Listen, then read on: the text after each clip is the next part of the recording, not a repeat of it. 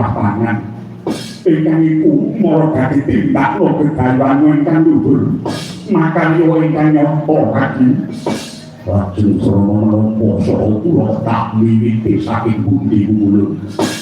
kula ngandura pari ketan gondel sepisan maneh ulun bareni ngandura pari ketan gondel kanggo sarana mulyaning para kawula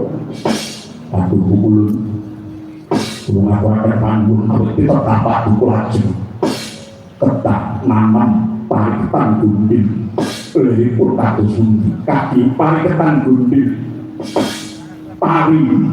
ingkang ngastan pari itu tanduran ingkang woi murah sabi dadi pangane wong sak jagat iku mengko teges dadi titah ingkang piguna ingkang loro ketan